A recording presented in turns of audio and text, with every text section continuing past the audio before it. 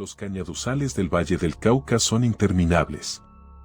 Hectáreas y hectáreas de caña de azúcar que se extienden como un mar verde bajo el sol colombiano, tan altos que un hombre adulto desaparece al dar 3 pasos hacia adentro. Para los campesinos, son sustento.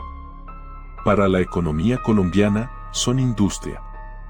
Pero para los niños que desaparecían en los pueblos cercanos a estos campos, los cañaduzales se convirtieron en algo muy diferente. Cuando la policía registró la habitación que un vendedor ambulante alquilaba en El Cairo, Valle del Cauca, encontró algo que les heló la fluidos, recortes de periódicos sobre los mismos crímenes que investigaban, jeringas, lidocaína y el reloj de pulsera de una de las víctimas. El hombre que coleccionaba noticias sobre niños desaparecidos era el mismo que los hacía desaparecer. Manuel Octavio Bermúdez Estrada, conocido como el monstruo de los cañaduzales, fue un criminal colombiano que confesó el fallecimiento de 21 niños en áreas remotas de Colombia, aunque solo 17 cuerpos fueron oficialmente encontrados. Se sospecha que la cifra real podría superar los 50 menores en varios pueblos del Valle del Cauca entre 1999 y 2003. Nacido en Trujillo, huérfano desde el nacimiento, criado por múltiples familias adoptivas, Bermúdez trabajaba como vendedor ambulante, una profesión que le proporcionaba movilidad y acceso a comunidades rurales donde los niños eran más vulnerables. Fue arrestado el 18 de julio de 2003 y sentenciado a 40 años de prisión.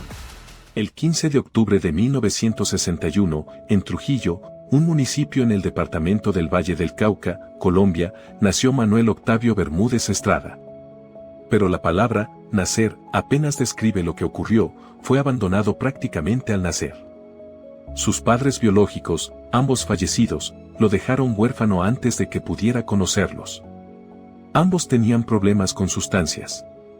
Sin hermanos, sin familia de fluidos, sin nadie que lo reclamara, el bebé fue pasado de una familia adoptiva a otra durante toda su infancia y adolescencia. Cada hogar nuevo era una promesa de estabilidad que se rompía, cada familia adoptiva un intento fallido de darle lo que el destino le había negado desde el primer día. La infancia de Bermúdez fue un ciclo interminable de abandono y maltrato. Fue abusado física y psicológicamente durante su crianza, experiencias que dejaron cicatrices invisibles pero profundas en su desarrollo. Padecía un defecto físico que lo hacía blanco de burlas y rechazo social. Sin educación formal significativa, sin modelos de comportamiento estables y sin las herramientas emocionales que una infancia normal debería proporcionar, Bermúdez creció como un hombre roto por dentro que proyectaba normalidad hacia afuera. Como adulto, tuvo al menos 2 hijos, vivió en múltiples ubicaciones y se ganaba la vida como vendedor ambulante, una profesión que lo mantenía en constante movimiento por los pueblos del Valle del Cauca. En 1999, cuando Bermúdez tenía 37 años, comenzó la serie de crímenes que aterrorizaría al Valle del Cauca durante los siguientes 4 años. Su trabajo como vendedor ambulante le proporcionaba la cobertura perfecta, viajaba de pueblo en pueblo sin levantar sospechas, era un rostro familiar pero no permanente en cada comunidad, y tenía acceso a zonas rurales donde los niños jugaban sin supervisión adulta constante. Los cañaduzales y las áreas remotas cercanas a los pueblos se convirtieron en los escenarios de sus crímenes, lugares donde la caña de azúcar proporcionaba un muro verde impenetrable que ocultaba cualquier acto de los ojos del mundo. Bermúdez utilizaba jeringas con lidocaína, un anestésico local, como herramienta para someter a sus víctimas. Este detalle revelaba una planificación deliberada y un conocimiento de sustancias que no se adquiría por accidente.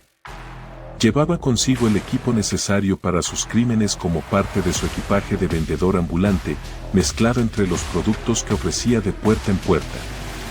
La lidocaína, que en manos de un médico salvaba vidas al eliminar el dolor, se convertía en manos de Bermúdez en un instrumento para eliminar la resistencia de víctimas que no tenían posibilidad de defenderse. Las desapariciones de niños en los pueblos del Valle del Cauca generaron una ola de miedo que se extendió por toda la región. Los padres dejaron de permitir que sus hijos jugaran solos en las calles, los maestros implementaron sistemas de acompañamiento escolar y las comunidades rurales organizaron vigilancias nocturnas. Los cañaduzales, que siempre habían sido parte natural del paisaje vallecaucano, se convirtieron en símbolos de terror para las familias que vivían junto a ellos. Pero a pesar del miedo generalizado, las desapariciones continuaban. Bermúdez se movía entre pueblos, nunca permaneciendo lo suficiente en un solo lugar como para ser conectado con los crímenes. Lo que hacía particularmente perturbador el caso era un detalle que solo se descubriría tras su captura. Bermúdez coleccionaba recortes de periódicos sobre sus propios crímenes. En su habitación alquilada en El Cairo, guardaba artículos que reportaban las desapariciones y los hallazgos de cuerpos, como si fueran trofeos de papel que le permitían revivir sus actos a través de las palabras de los periodistas. Esta colección revelaba no solo un narcisismo criminal sino una necesidad de reconocimiento que lo hacía disfrutar tanto del acto como de su impacto mediático. Cada titular era una medalla invisible que solo él podía ver. La policía colombiana enfrentó enormes desafíos al investigar las desapariciones. Los crímenes ocurrían en áreas rurales extensas, las víctimas desaparecían en diferentes municipios y la movilidad del criminal dificultaba establecer un patrón geográfico fijo. Sin embargo, los investigadores del Valle del Cauca lograron identificar conexiones entre los casos, el perfil de las víctimas, las zonas donde desaparecían y las circunstancias similares de cada incidente. La búsqueda se centró en personas con movilidad entre pueblos, y los testimonios de comunidades que recordaban haber visto a un vendedor ambulante en las fechas cercanas a las desapariciones comenzaron a converger hacia un solo sospechoso. El 18 de julio de 2003, a los 41 años de edad, Manuel Octavio Bermúdez fue arrestado por la policía colombiana. El registro de su habitación alquilada en El Cairo, Valle del Cauca, proporcionó la evidencia más escalofriante del caso, los recortes de periódicos sobre los crímenes que él mismo había cometido, las jeringas, la lidocaína y el reloj de pulsera de una de sus víctimas. Bermúdez confesó 21 crímenes, aunque los investigadores sospechaban que la cifra real superaba los 50 en varios pueblos de la región. Solo 17 cuerpos fueron oficialmente recuperados, dejando a las familias de las víctimas restantes sin la posibilidad de dar sepultura a sus hijos. El 20 de marzo de 2004, Manuel Octavio Bermúdez fue declarado culpable y sentenciado a 40 años de prisión, la pena máxima disponible en el sistema judicial colombiano de la época. Fue recluido en una prisión de Colombia donde permanece cumpliendo su condena. La sentencia, aunque la más severa posible, fue considerada insuficiente por las familias de las víctimas, que argumentaban que 40 años no podían compensar la pérdida de sus hijos. El debate sobre la proporcionalidad de las penas para crímenes de esta magnitud se intensificó en Colombia, alimentando discusiones que continuarían durante años.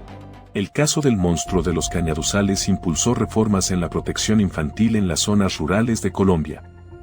Se implementaron programas de vigilancia comunitaria, se mejoraron los sistemas de alerta temprana para desapariciones de menores y se establecieron protocolos de coordinación entre los municipios del Valle del Cauca. Sin embargo, el desafío fundamental seguía siendo estructural. En un departamento donde la pobreza rural empujaba a miles de niños a la calle y donde los recursos policiales eran insuficientes para cubrir territorios extensos, la protección de los más vulnerables dependía en gran medida de la solidaridad comunitaria. Al menos 21 niños que jugaban cerca de los cañaduzales del Valle del Cauca y nunca regresaron a casa. Posiblemente 50 más cuyos nombres quizás nunca conoceremos.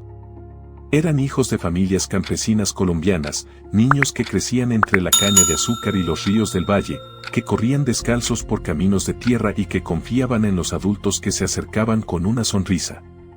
Los cañaduzales del Valle del Cauca siguen siendo verdes, siguen siendo altos, siguen alimentando una industria que sostiene a miles de familias. Pero para las madres que perdieron a sus hijos en esos campos, cada cosecha es un recordatorio de lo que les fue arrebatado. Que la memoria de cada niño desaparecido sea la semilla de una Colombia donde ningún campo sea tumba.